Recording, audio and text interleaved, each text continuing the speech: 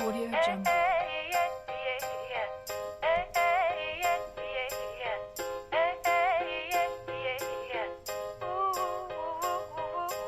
Audio Jungle.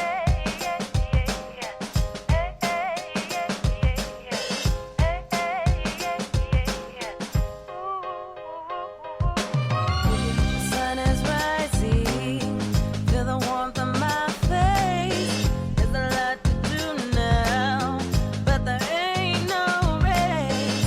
I sip my coffee, I'm feeling fine. No need to work yet, I'm gonna take my time. It's a brand new day, gotta take it on my way. Gotta take it on my way. It's a brand new day. Gotta take it on my way. Gotta take it on my way. Good evening. Welcome to WSBI, your Resource for Success podcast program, where you get to meet inspiring women-owned businesses from across the country. My name is Kimberly McLemore, and I am your host. With us, we have Svetlana Zhitnisky, co-founder of RSR Creations, creator of Trivae.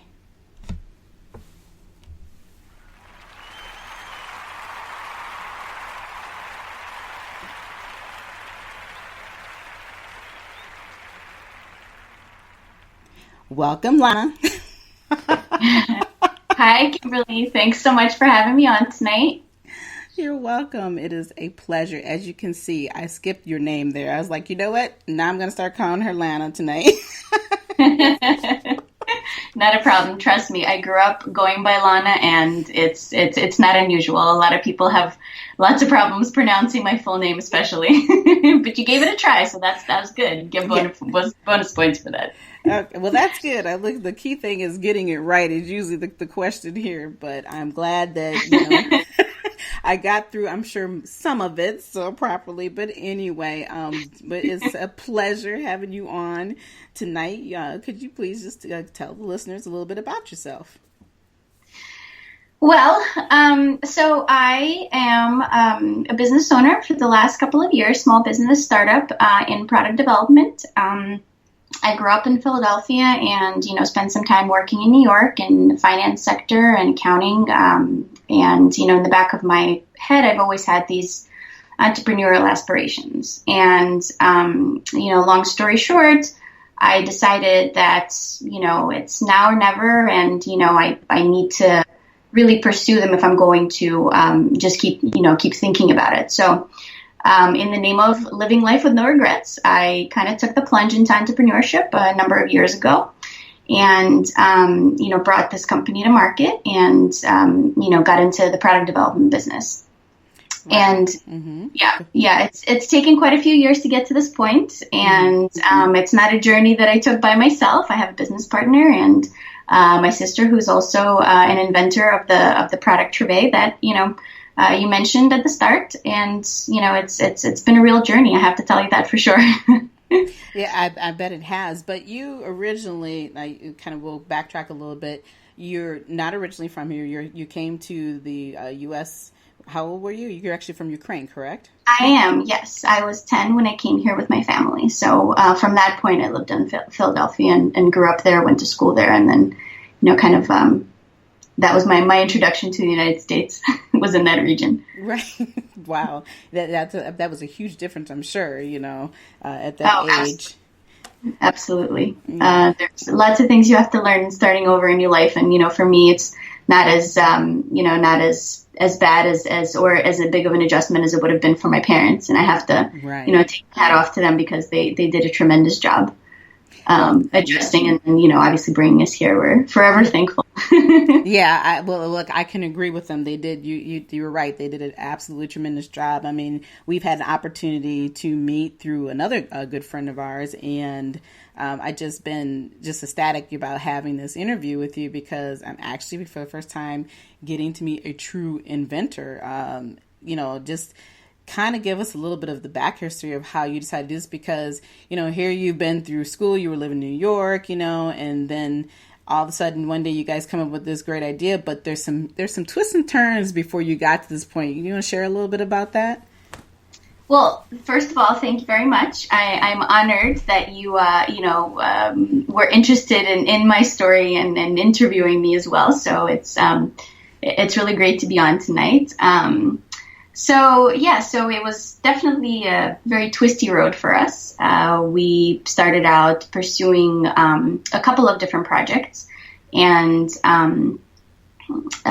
product development and inventing specifically came about as a result of this very fluid kind of a process that we went through at the start in crafting our business. Mm-hmm. And, the real drive, I think, behind inventing is really trying to solve a problem. You never really want to go into a product that's in search of bring a product to market that's in search of a market, really. You want to do it the other way around. You kind of want to start with a problem, and that's how Trivae was born. Mm-hmm. We, and by that I mean my sister and my best friend, who's now my business partner, Rebecca. We, all three of us really like to cook, and we've always struggled with the problem of what to do with our lids when we're cooking. So you have a pot on the stove, you have a hot lid on top, you pick it up, it's it's hot, it's messy, you don't really know what to do with it, and mm-hmm. We know that as we are not the only ones that cook, we knew this wasn't the problem that we were the only ones that are struggling with. So we, went in search of a product to try to solve this problem and realized that there really wasn't anything on the market. So we decided to bring it to market ourselves. Mm-hmm. And, that's a very short kind of version of that story, because, of course, there was all the process in between, from original idea to, sketching it on a napkin, going through the development process, the manufacturing mm-hmm. process, the funding process. And, to today, it was a very, very long road and lots of learning curves. And it was a very interesting adventure for us. That's definitely, I would call it that. I can imagine. Well, I mean, and the idea that you guys came up with, and I know, like I said, we've talked a little bit before, and I know you mentioned a lot about your sister, coming up with some of this idea, but just in cooking in general, I know that's always been an issue for me. Is every time I think about having a pot, I'm like, okay, well, where's my pot holder? Because I can't touch this lid because it's going to burn me, when I pick it up. So having something that, unique, and like I said, it doesn't seem like it's a big deal, but it really is, because if you're any type of person that enjoys cooking, or just because you're cooking for the moment, you if you have a lid, you got a lid. And I've never seen anything, you're right, that's out there that can help you with that problem. But I think, you've told me before that this invention that you have that helps you with the lid, but that does other things as well. It does, yes. So as part of the design process, at first we started with the lid holder as the basic problem we were trying to solve. Mm-hmm. And then, we also realized that, the kitchen is a very crowded space, and storage space is at a premium. A lot of people don't have a lot of counter space, so they don't, they have a hard time leaving things out. And so as we were going through the design process, we decided to incorporate a feature that would allow this stand to collapse. And because it can collapse and it has heat-resistant silicone, it can also be used as a trivet. So in the collapsed position, mm-hmm. it stores in a drawer, in a standard drawer, and it could be used as a trivet. And then the same feature that allows it to fold up also allows it to unfold fully, so you can use it for your larger casserole dishes, for your cookie sheets, or 2 dishes at one time.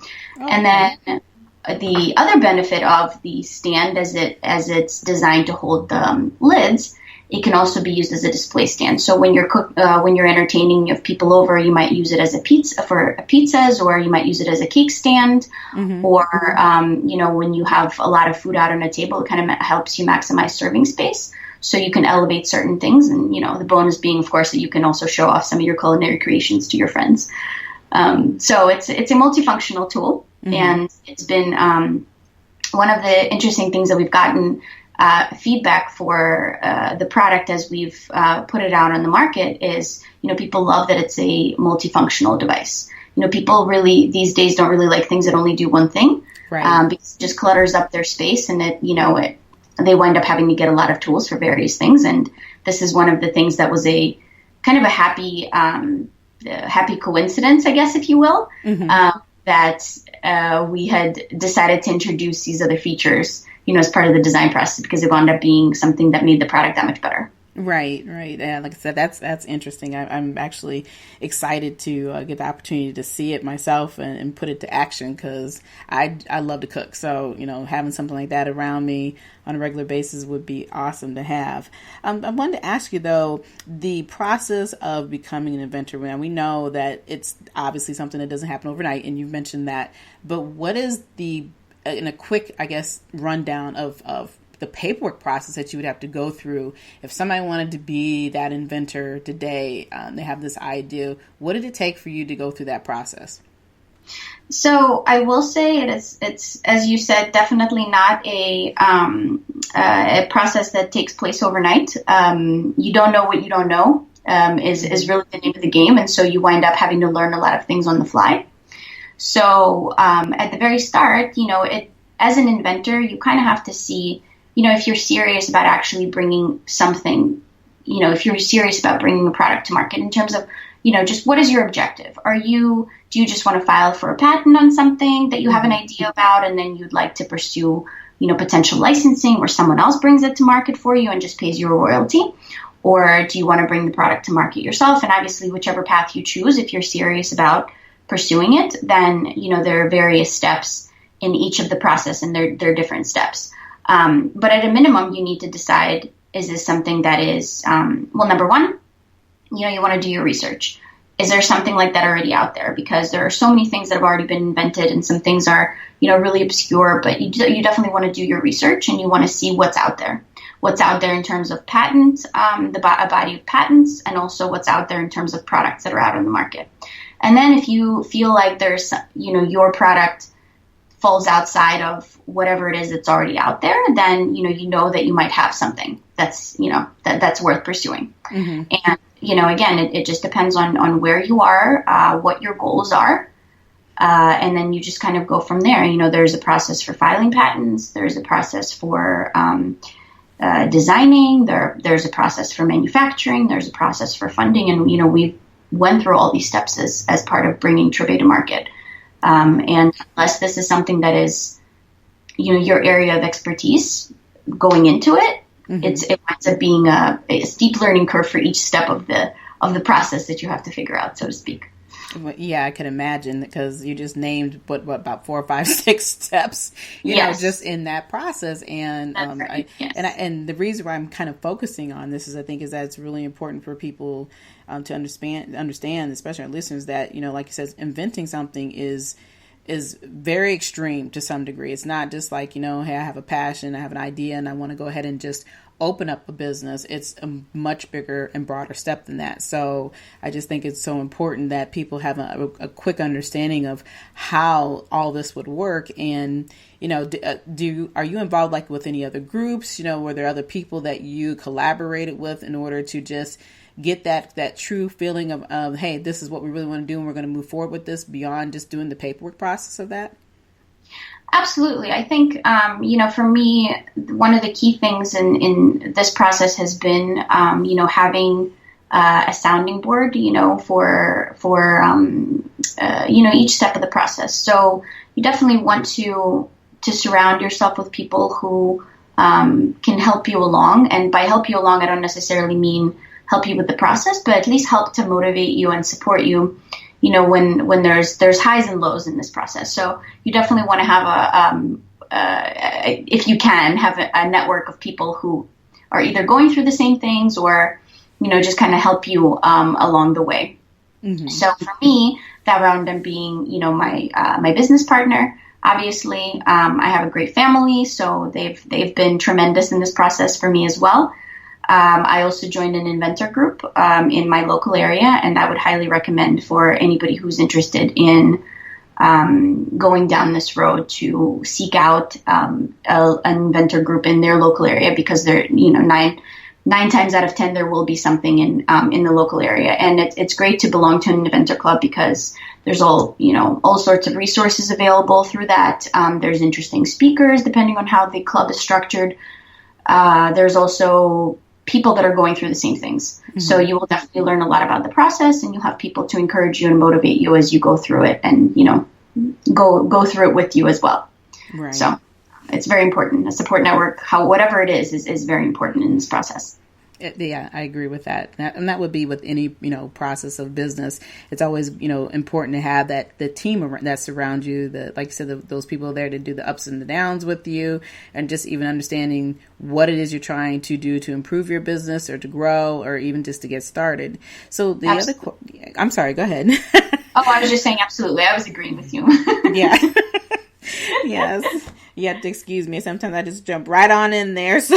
No worries. But another quick question. I mean, it's obvious that, it's taken, several years to get this process, but talk a little bit about some of the challenges that you've gone through or even still going through as, the product is out there and you're trying to get people interested into this product. So, as I mentioned through, in some of the previous points that I was making, I think part of the challenge is, I think, the process itself. And so, there are ups and downs in the development process. There's setbacks through the design. There's setbacks in the manufacturing process as well. And, each step in this process has its own challenges. And the trick, and I think, the key to persevering is to find the motivation and be able to continue to motivate yourself to keep going through the process when there are challenges and setbacks. So a lot of it is intrinsic, I think. But then there are also, which is why I also mentioned the support network, when you cannot find the intrinsic motivation, which happens because a lot of the process sort of happens in a vacuum. You go out, you get the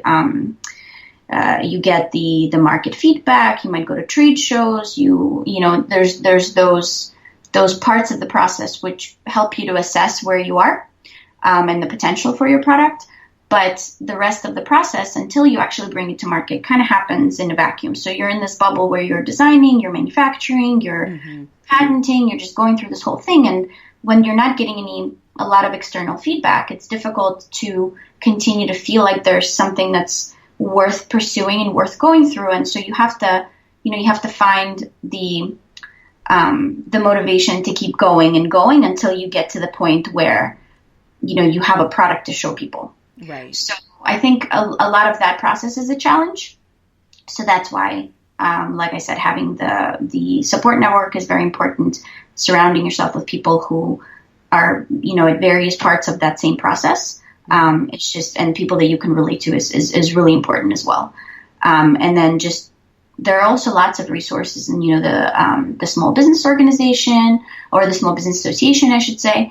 And there are lots of resources that you'd be surprised are in your local community. And you just, it's just as simple sometimes as doing a search to find out what services there are to help you through various parts of the process. Right. And I agree with that. The key is research, look for things that like you said, in order to help you get through the process. And I think a lot of times people are so willing to not take those extra steps, to get to where they want to get to, because everybody wants an easy fix. And no matter what type of business that you're going in, we all know that's not always the case.